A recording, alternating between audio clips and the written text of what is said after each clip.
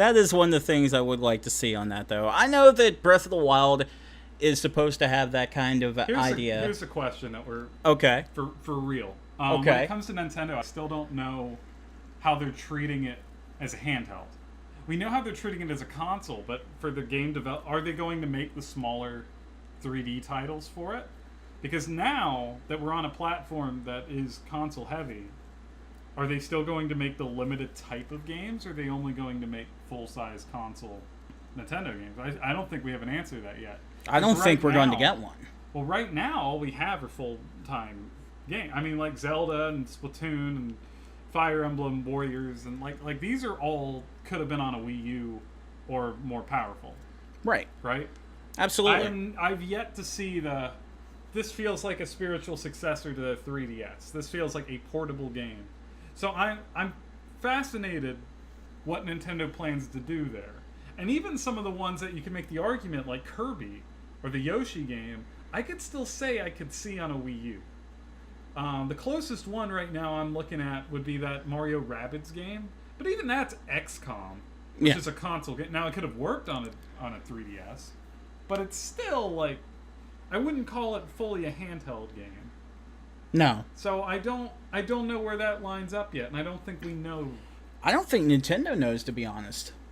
When it comes to what is the line between should this be more of a mobile game or should this be more of a in-home console game, and how do you price it that way? Yeah. Honestly, I think they're okay with blurring that line simply because that means every game that comes out can be full priced. That's true, but that's my question in terms of, and even then, like, I don't know how to distinguish it for myself if you put both on the thing.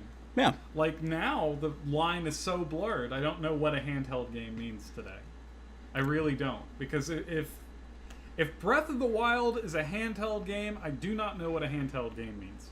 Right. I just Which, don't. I mean, I would argue there's no way because of, like, you saw it on Wii U. It's on Wii U. Yeah. So that's one of the games where I'm just like, I'm not so sure. And then you look at something like, for example, Fast Racing Neo, the sequel to that. Mm-hmm. That could easily show up on a Vita, could it not? No, because the Vita's dead. But seriously, I could see it on a Vita. I could see it on a Vita, but not because it's a Vita game. I could also see it on the PS4. It feels like a game that it's a console game. Vita was already kind of blurring the line a bit. Right. But for Vita and PSP, it always seemed like they were trying to have their consoles experience, but they were held back. And the Switch doesn't have the holdbacks. Right, which is exactly. what makes it interesting. That's exactly what I was getting at. So when you look at something like Fast Racing Neo, and you say, well, it could go on the Vita. Cool. Well, Vita is kind of a PS3/PS4 kind of thing going on, so it could be console. That's when you got the games themselves are blurring the lines. So how do you ever find out what that line is? We always end up on Nintendo. We always end up on... I just had to say that. We do. I have one thought about it, and then I'm going to drop Nintendo. Well, before you put that thought out there, I just wanted to say that's not exactly abnormal to how this show's been the past few years with me and Tanner, too. Because we would always end up talking about the Wii U and how we wanted it to succeed, and we always had this idea, that idea. In defense of us, I'm going to say this. What else do we talk about? Because right now, Microsoft has literally nothing, and Sony's pretty quiet. Like, if we're gonna talk about video games, and we're gonna what, you don't want to buy an Xbox One X? Okay, so there's nothing from Microsoft, and Sony right now is pretty quiet. Like, they have a couple games, but there's no hardware coming out. There's nothing. They're just the mainline front runner of, like, regular games right now. Right. So there isn't as much of a conversation, and I think the reason Nintendo pops up, in our defense, isn't even excitement. It is the fact that they are doing something. They are the only thing that is moving. If a PS5 gets announced tomorrow, I think Sony's going to show up in our conversations a lot more about how they handle the market. But right now, Sony has no competition. They're just existing. And Nintendo is doing its own weird thing, so they're more to talk about.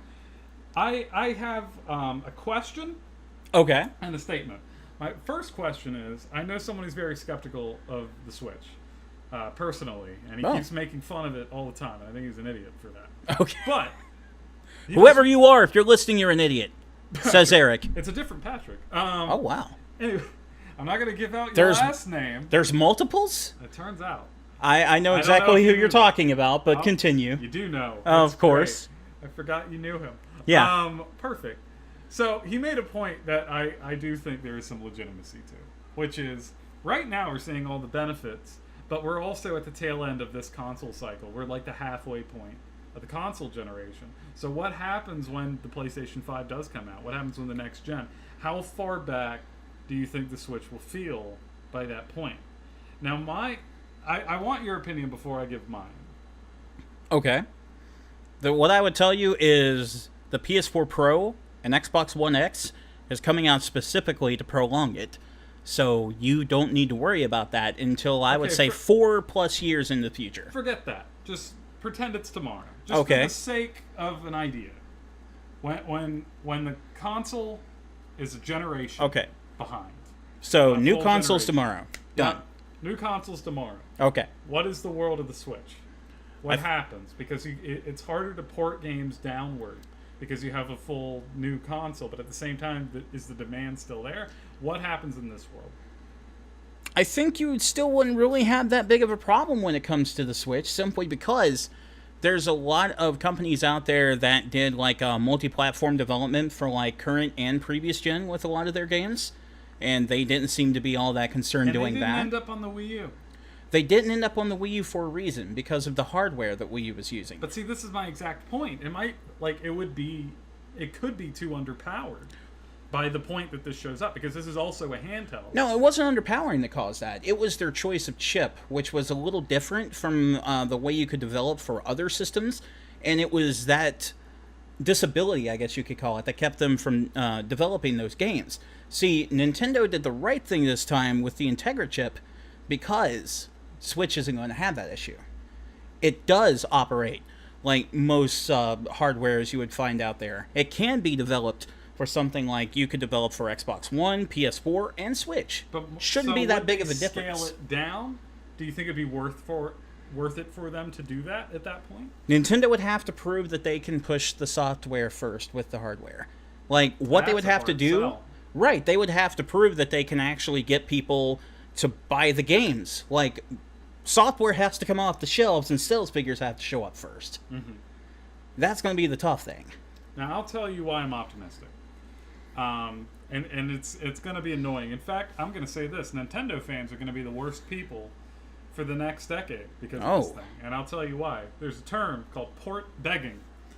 And there was recently a trailer for Secret of Mana coming out it's a remake of the classic Super Nintendo game. Mm-hmm. And it is coming out for the Vita and PS4. If you look at the comments, thumbs down, and everyone is just yelling, please port to the Switch. I feel like this is the real sign that the Switch has got something, because everyone is an annoying bastard about it. Everyone is looking for everything to just come out on the one platform. It's the new PC. Because I want it. PC was the thing that everyone would be like, hey, that's great, put it on PC. Yeah. And now it's put on PC and Switch. I really need it on my Switch. I need it there. And I have to agree. I look at the Secret of Mana thing and I'm like, there's no reason this can run on Switch. I'm sure you have your reasons why it's not there, but I would way prefer to buy it on a Switch. And like Sonic Mania, I have it on PS4. When I have a Switch, I may have to get it again. You may just have to buy a second copy. I would. And my justification is because it's portable. Well, exactly. I think that's for a lot of people out there. Because guess what, kids? Brace yourselves. 9-to-5 professionals like video games just as much as you non-9-to-5 professionals. On the other hand, there are some games I don't think I would get on Switch. But hold on, I'm still making that point. So the 9-to-5 professionals don't have a lot of time on their hands until they get off work. Well, if they want something to do when they're on break and they're not running around getting lunch or whatever and they just want to relax, pulling out the Switch from their bag would be wonderful. At the same token, if you have a 30-minute break, man, Breath of the Wild would hurt to put back down. Trust me, I've been there. You don't have a Switch? You don't know? Though, remember, I told you someone brought it and let me try it on lunch. And it was amazing, and then it was like, well, lunch is over, I have to give it back. Splatoon seems like it'd be good for that. Isn't that like 3-minute matches. Yeah, they're quick little matches. That seems like a really good way to have a lunch break. Yeah, just go out there and just literally paint the town pink or orange or what the hell ever. Do you think Sony's going to have a response? Do you think they're looking at this and saying maybe this is something we need to... Because, like, now they've had 2 failed I mean, like, they succeeded in their own way and blah, blah, blah. But, you know, by comparison to Nintendo, they never even, like, scratched the surface. So I'm curious, do you think they're going to give another shot? Or do you think they're just out? I think they're out. I mean, the people who followed Screw Attack News when I was still writing it will remember... I can't remember if it was the last E3 that I wrote for there. It may be. But I know when Sony had their conference... And the only people who mentioned the Vita that night was Square Enix for a Final Fantasy game they were bringing to Vita. The next day, the next morning, I had an article prepared that says the Vita is officially dead. And it's still getting new releases. I got some heat for that. It's still getting games. There are games that are upcoming that are like Secret of Mana. Yeah. So there's still stuff. There's still stuff coming out. But the reason why I said that the Vita is officially dead, even though games are coming out for it, is because Sony refuses to acknowledge their own hardware. That's hard to debate when the creators themselves are just like, we don't know what the hell you're talking about. But then you go to the Wii U, and that is way more dead than the Vita. Because the Wii U has no titles coming out for it.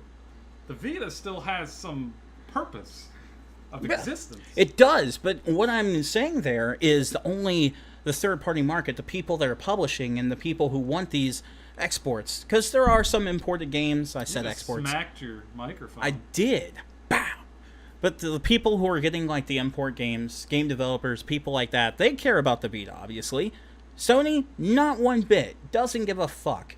If you ask them what a Vita is, they would ask you what you're talking about. And that's just because they know it's not going anywhere. It's spinning its tires. Nintendo does that with the Wii U because by releasing the Switch and stopping games, they've admitted Wii U is a failure. It's time to move on. The Wii U also sold less than the Vita. I just want that to sink in. Yeah. That's the saddest story on earth. Nintendo has essentially admitted that Wii U is a failure and they've moved on. Sony just disowned it. They're just like, no. Wow. You can live on your own in a cardboard box on the street corner. Shame. The Wii U is... I love Wii U, and if I could get Tanner on here, he would start ranting about how he loves his Wii U. Well, you can love it all you want, but it's like I told my Vita friends, that ship has sailed, boy. ResetPress has a long history of loving Wii U. Let me shit on the Wii U. But it's over. So let me tell you why the Wii U is garbage.